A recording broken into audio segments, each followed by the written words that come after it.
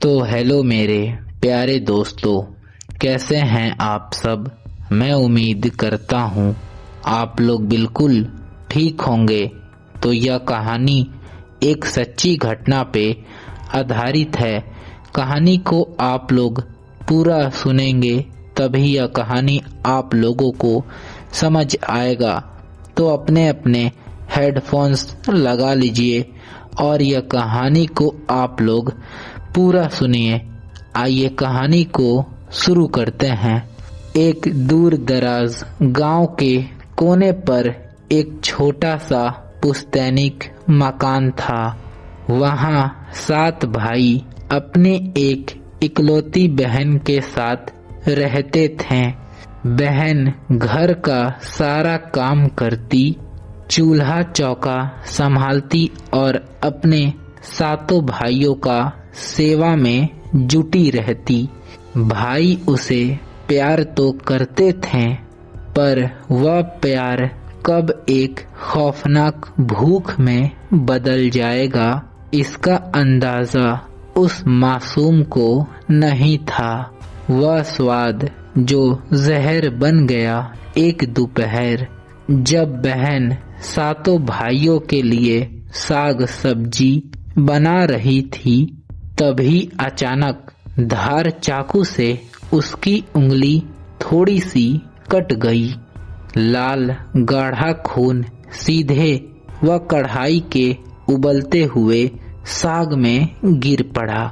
बहन घबरा गई, पर समय बहुत कम था।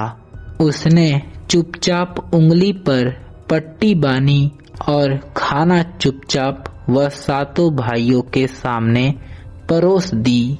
शाम के वक्त जब 7 भाई खेत से लौटकर खाना खाने बैठे तो सन्नाटा पसर गया। सबसे बड़े भाई ने पहला निवाला लिया तो उसकी आंखें चमक उठी। उसने धीरे से कहा कि आज खाने में वह स्वाद है जो इससे पहले कभी नहीं थी।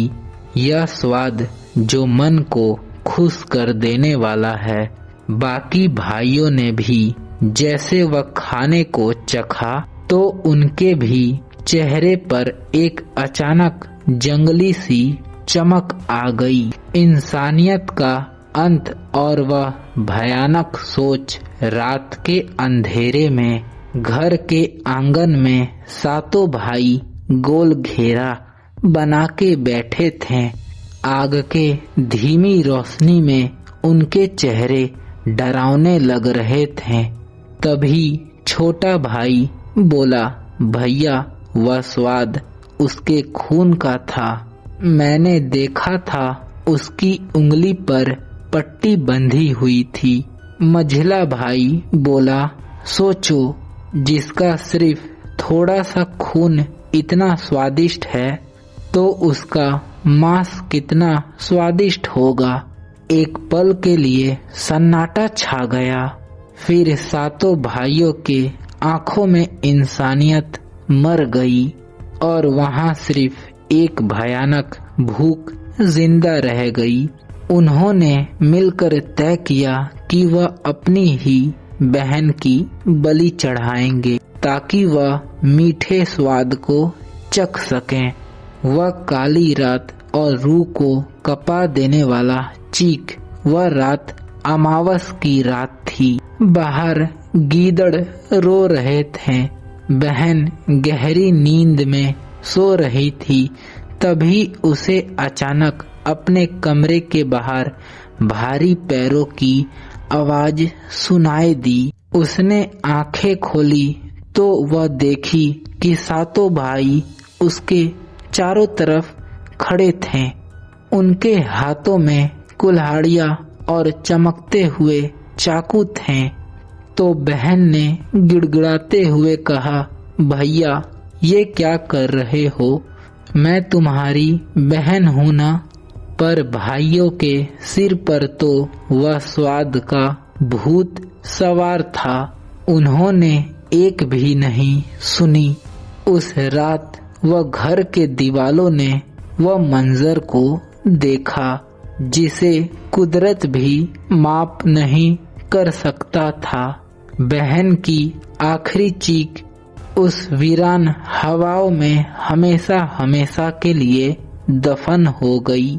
सातों भाई ने मिलकर अपनी सगी बहन का मांस पकाया और उसे बड़े प्यार से खाया। कुदरत का न्याय।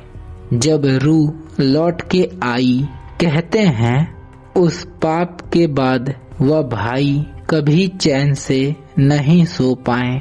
जैसे ही वह मांस का आखिरी निवाला निगला गया तो पूरे घर में एक अजीब सी सड़ांत फैल गई। रात के तीसरे पहर चूल्हे से धुआं उठने लगा और सातों भाइयों को एक साथ अपनी बहन की खिलखिलाते हुए हंसने की आवाज सुनाई दी। हवे में गूंज उठी, भैया आज का खाना कैसा लगा आपको? वह सातों भाई डर के मारे पागल हो गए। देखते ही देखते उनकी खाल गलने लगी और वह इंसानों से बदसूरत सायों में बदलने लगे। गांव वाले लोग का कहना है कि उस रात से वह सातों भाई अपने घर से बाहर नहीं निकले। आज की हकीकत, आज भी वह गांव में वह खंडहर घर मौजूद है। लोग कहते हैं कि अगर आप लोग शाम के बाद उस खंडहर के पास से गुजरते हैं तो आज भी वहाँ साग पकने की खुशबू आती है और फिर सुनाई देती है एक लड़की की रोने की आवाज जो पूछती है, भैया क्या तुम्हारा पेट भर गया? और कहते हैं कि जो भी वह खुशबू के पीछे जाता वह कभी वापस लौट के नहीं आता। शायद वह सातों भाई आज भी वह स्वाद के तलाश में भटक रहे हैं। तो यह कहानी अब यहीं पे अंत होती है। कहानी आप लोगों को कैसा लगा आप लोग मुझे कमेंट बॉक्स में बता दें ताकि मैं अगला कहानी इससे भी डरावनी ला सकूं। तो आज के लिए इतना ही। मिलते हैं नेक्स्ट वीडियो में। Bye bye.